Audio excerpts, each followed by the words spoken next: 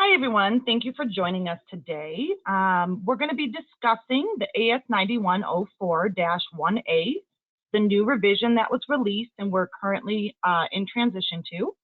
And we want to go over specifically today how that's going to affect your organization as an aerospace certified company. So today we're going to talk about the new requirements for your organization, the future of remote auditing, new documentation submission requirements that are going to be in place, and the new audit duration calculation, how we are going to be determining your audit time. The first new requirement we'll go over is talking about your standard. 85133 states the AQMS standard utilized for certification shall be selected based on the organization's scope of certification. And then right under there, there's a note that says, refer to the intended application of the AQMS standards to determine the selection of the appropriate standard.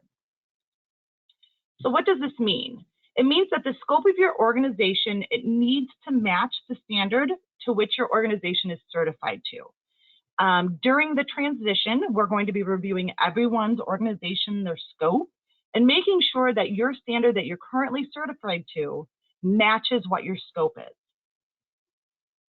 If for some reason it does not match, we will let you know and we will walk you through the process of changing over to the correct standard. So what do the standards represent?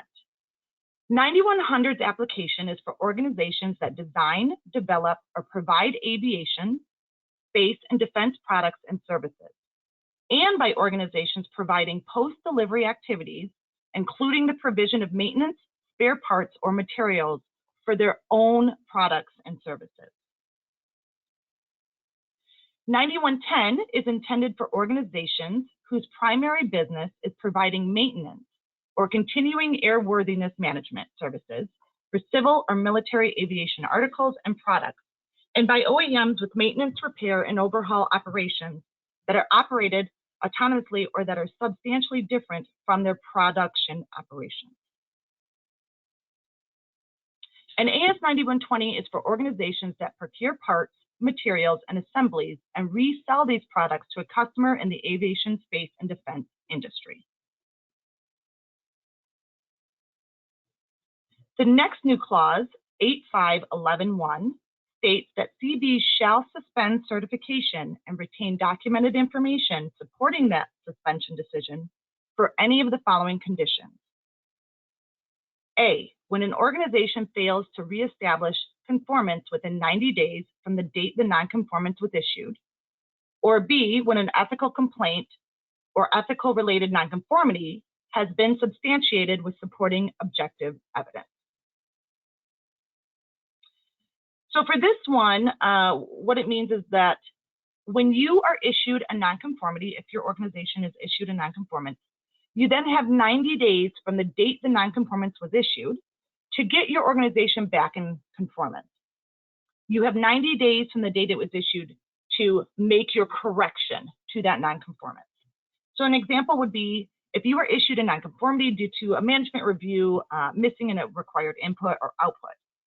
Your organization then has 90 days to either complete a new management review to include those missing inputs and outputs, or you could conduct a gap review to cover those missing inputs or outputs.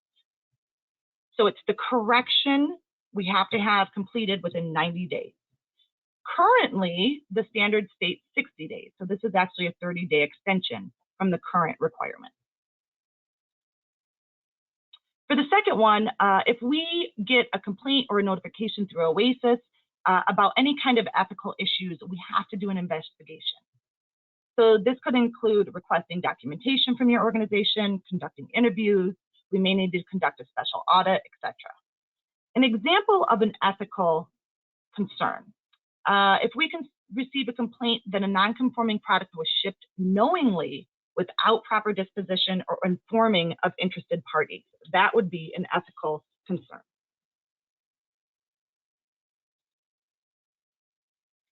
(912) states that the ASQMS certified organizations have their AQMS standard certification suspended shall provide notification to their ASD customers within 15 days of suspension.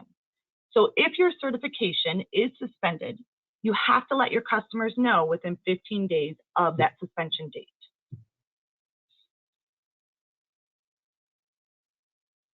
I also just wanted to follow up.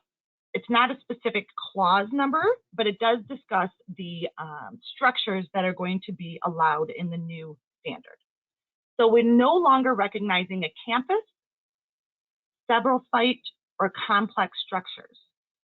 The only structures that will be recognized are single sites and multi-sites.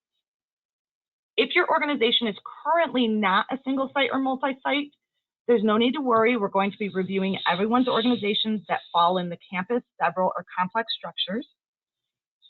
And we're going to be making a determination about which structure, either single or multi-site, is appropriate for your organization. We'll reach out to you if there's any kind of additional information or documentation that we might need. And we'll let you know, we'll have discussions with you about which structure your organization will be changing to based on the requirements.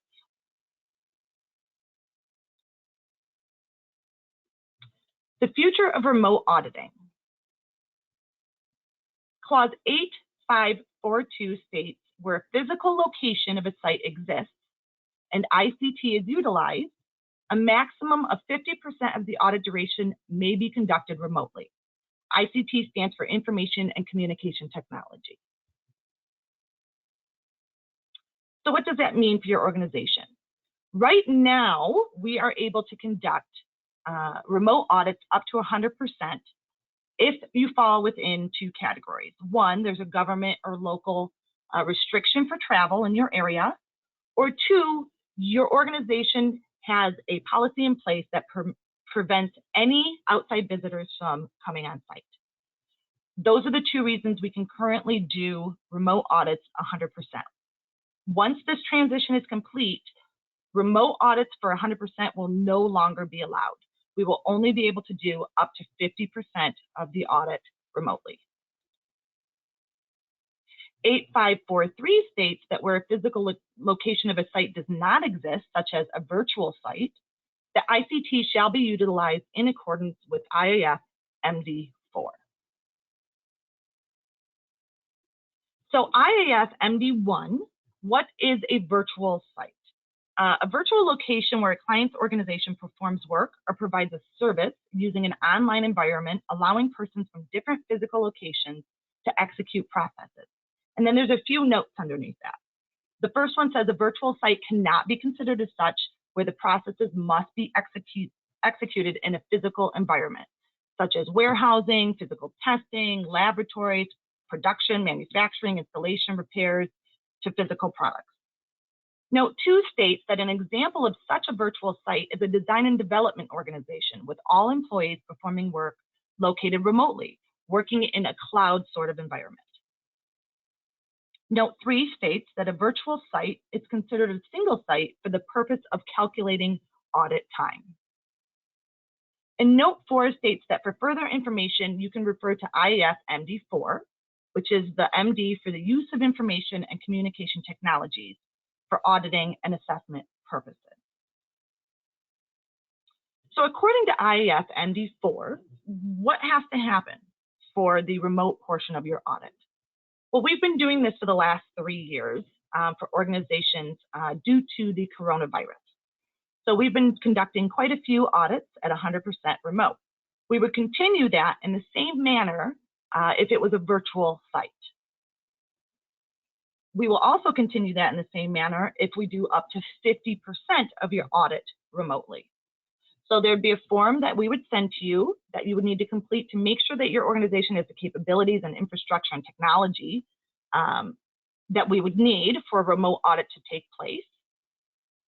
You'll go ahead and send that form back into your scheduler. And if it's determined that the organization is capable, we would then set up a live stream audit and GoToMeeting. Or if your organization prefers a different type of platform that's completely acceptable, we would go ahead, just let us know what you prefer, and we would go ahead and consider using that for your audit. An audit duration is going to be calculated the same if it's as for a physical site If we were doing your audit on site, it's going to be the same amount of audit duration as if we were going to do your audit remotely.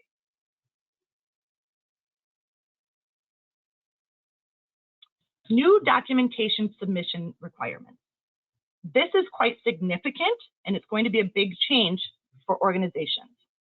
9.1.10 states that AQMS certified organizations shall provide data required by the standard to their CB prior to initial, surveillance, and recertification audits for the completion of the OCAP analysis.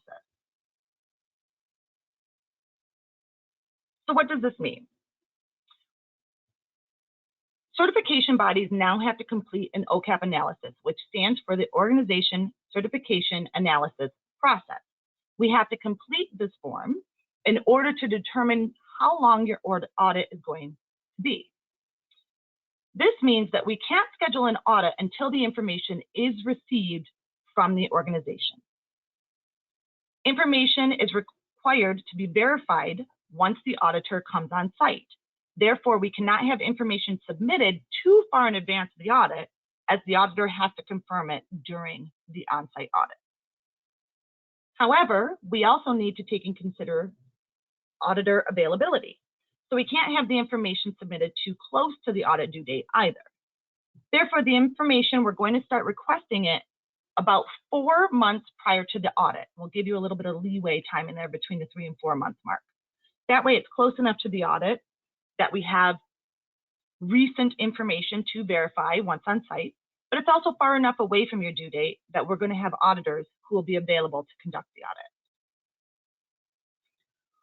What are the new documentation requirements? What type of documentation do you need to submit to us? Some of them are similar to what is already being requested, and some of them are new.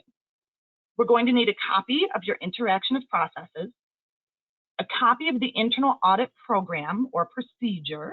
So if you have a procedure for your internal audit program, just go ahead and you can send that in. We need a copy of your on-time delivery goals and actuals for that time frame, a copy of conformity of delivered product or service goals and actuals for that time frame, so your quality, customer satisfaction goals and actuals. We're also going to need to confirm the number of sites you have, the number of employees you have per site, and what your scope of certification is. And the final item is we're going to need a list of additional aerospace standards that your organization may utilize, such as 9146 FOD prevention or 9102 first article inspection requirements. We will be sending out a request for the required information to your organization prior to each audit. So you'll have a list, so you'll know exactly what you need to submit for us and when you'll need to submit it to us.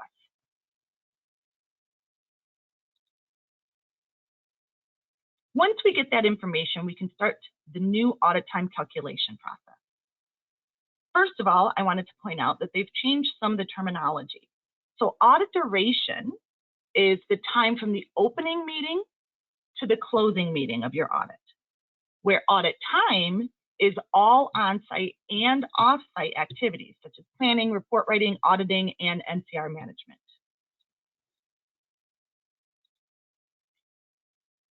The information that you're submitting to us, that we're going to be requesting from you, we're going to use that to determine your organization risk.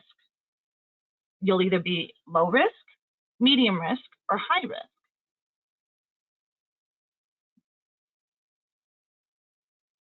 Once we determine what your organization's risk level is, we're going to go to Table 8 in the standard, and it's going to give us our audit duration per site.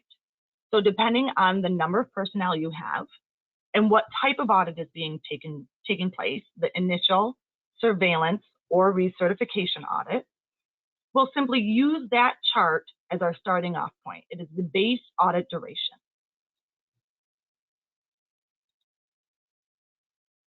Once we determine the starting audit duration, we're going to take your risk level into account. If your organization is low risk, you get a 10% reduction to that base audit duration time. If it's medium risk, there's no change at all. And if your organization ends up being high risk, there's a 10% addition that will be added to the base audit time.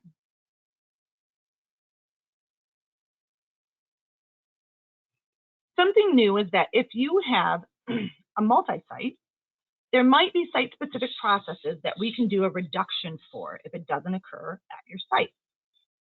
Examples: if management of the QMS doesn't take place at the site, or design and development, control of externally provided processes, or control of production. Any of those items, if they are not occurring at a site, we can give reductions to the base audit duration for that. Due to this, it's extremely important that your interaction of processes is clear as to what's done at each site, so we can make sure that our quote to you is accurate, and we can give you all the reductions that are allowable for the site.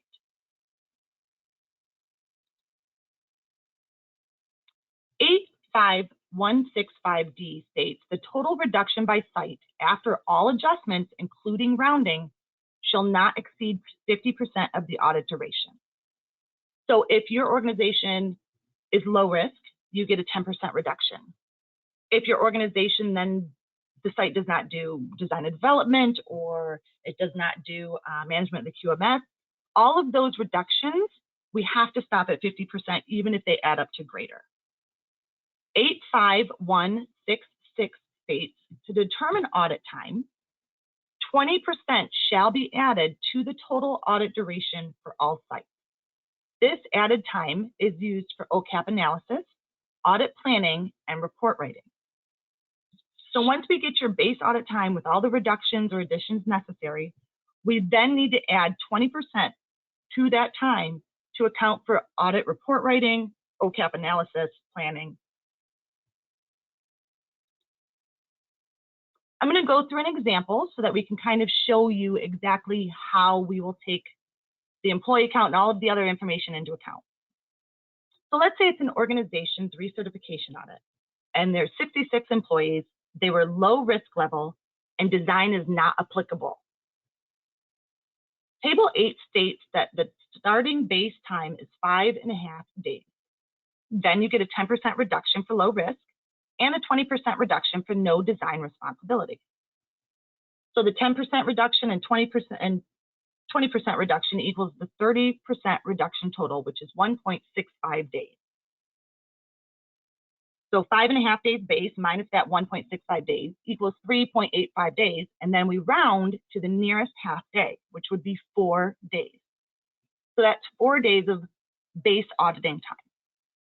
Then we're required to add 20% due to the planning and etc. So 20% added onto that 4 days equals 4.8 days. That would be the total auditing time for your organization site.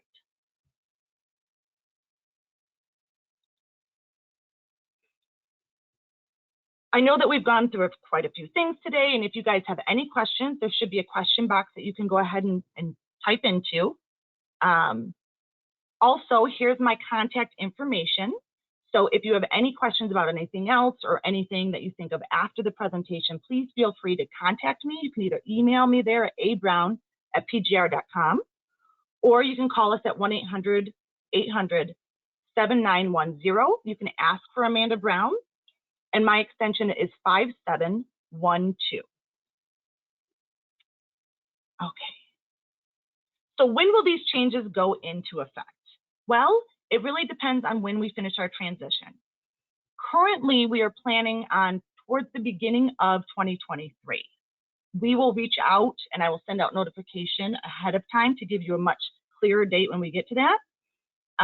But yes, that right now we're planning on January, February timeframe for us to begin following these new requirements.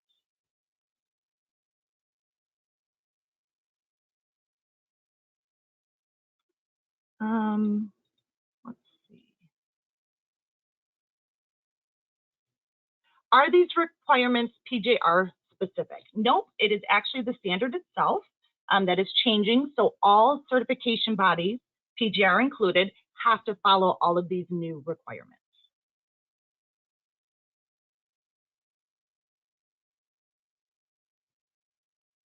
Are you still subject to the F108, which was the questions, it was the information that we sent to you requesting information be sent into us prior to an audit? No, we were going to be the information that we will be requesting from you now, the 4 months prior to your audit, that will be the only information that we will request. It'll be a new form for you. It'll have everything listed out on it. It probably will still be called the ECHO 08, just a different version of it. But whatever that information I went in today is what we're going to require.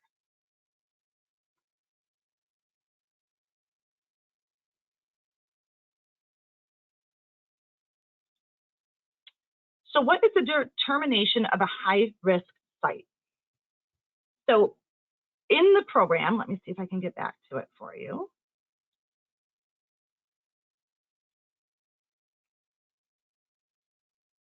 So as you can see on here, this is what we have to determine. There's complexity, there's internal audit performance, on-time delivery performance, conformity of delivered product or services, customer complaints and feedback.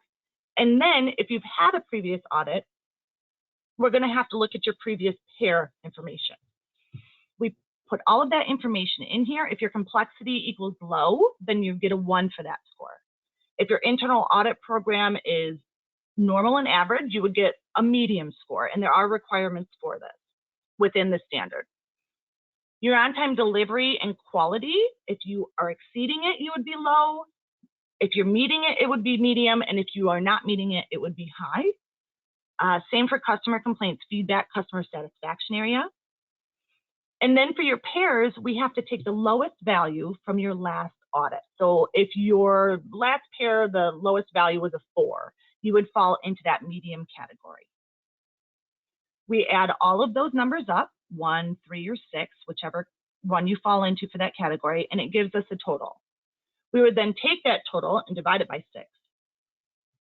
If that number falls within 36 to 25, your organization is high risk. If it's 24 to 12, it's medium risk. And if it's 11 to 6, it's low risk. So having one area out of all 6 of these that may be high risk does not mean your organization is a high risk for that site. It simply has to be added in and totaled up. It may not affect it at all. Most organizations will probably fall in the medium risk category.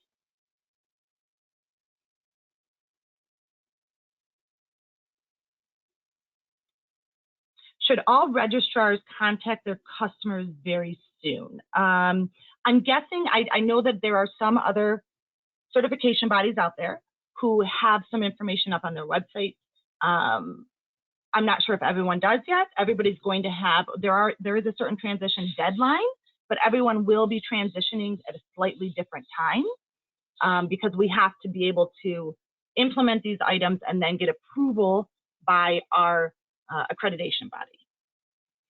So they will most likely be contacting you. I just don't know exactly when they will be reaching out. The slides, I believe, are going to be available on the website. So if you missed some, absolutely, you should be able to go onto the PJR website and download these slides.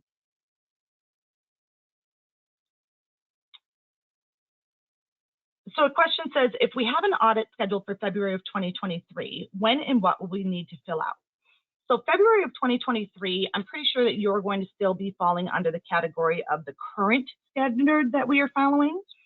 Once we transition, we will have 90 days to start implementation. So even if we do transition in January, it won't be until the April timeframe that we are then conducting audits to the new standard. So February, you should still be in the current standard that we are following now.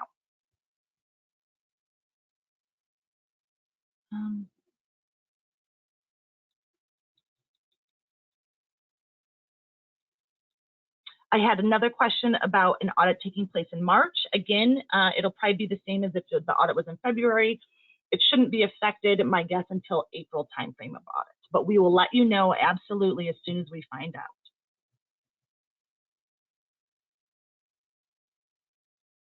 I have a question about if this is the only new standard or new requirements, or are the rest of the standards changing? So the standards that you are certified to, whether it be 9100, 9110, or 9120, they are not in the process of changing. Those requirements will remain the same. So the audit will still be just as it is now, even under the new AS9104-1A. These are just new requirements 4 CBs to follow, including some items that we had to pass on. So we have to follow and make sure all of the companies have the correct standard, the correct structure, how we're calculating your audit time is different. Those are the main ones that are changing that would actually affect your organization.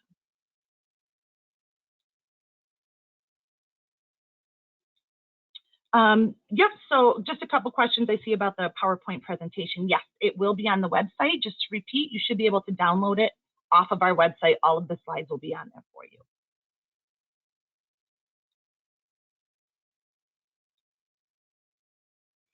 I have a question about, is it true that most companies will now fall into the AS91 category based off the new verbiage? I wouldn't say that that's necessarily true, no. 9110 is very specific for repair, maintenance, and overhaul activities. So if you are doing repair, maintenance, and overhaul activities, and you are currently certified as 9100, then yes, you most likely, your certification is going to need to change to 9110. 9100, the way that it was previously implemented, there were certain companies that were able to be 9100 even if they did repair, maintenance, and overhaul, or even if they did distribution. But this new version of the standard is very clear that we have to follow the standards based off of what they are applied for. So again, 9100 is manufacturing, 9110 is repair, maintenance, and overhaul activities, and 9120 is for distribution activities. But again, if we will be reviewing all of your scopes, and if there is any need for a change, we will absolutely be reaching out to you, and we will walk you through how that change would take place.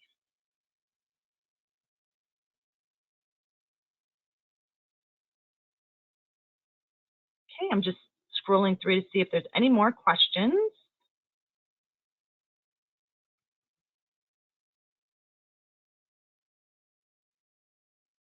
Okay, I don't see any more questions currently, but again, please feel free to reach out to me. I'll pull up my information for you.